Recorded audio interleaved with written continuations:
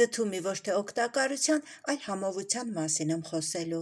Նույնիսկ այն մարդիկ, ովքեր չեն սիրում դդում, գոնե մեկ անգամ պետք է փորձեն այս բաղադրատոմսը։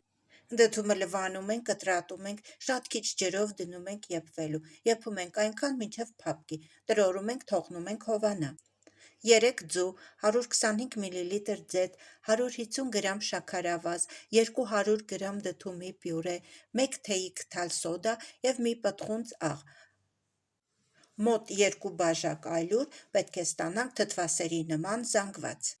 Այս անգամ ես որոշել եմ այլ տարբերակով անել, սպիտակուցը դեղնուցից առանձնացնելով, բայց հասկացա, որ ոչ մի տարբերություն չկա, այնպես որ կարող եք բոլոր մթերքները միառժամանակ խառնել և ուղարկել թխման։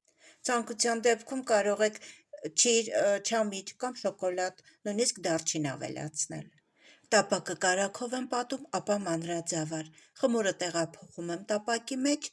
տեղափոխում ջեռոց, եփում 180 աստիճանի տակ 40-ից 45 րոպե, ստուգում ենք փայտիկով, հանում ենք ջեռոցից պատրաստ լինելու դեպքում և թողում ենք պարտադիր հովանա։ Շաքարի պուդրա ենք անում վրան և մատուցում։ Փորձեք և վայելեք, բարի ախորժակ ձեզ։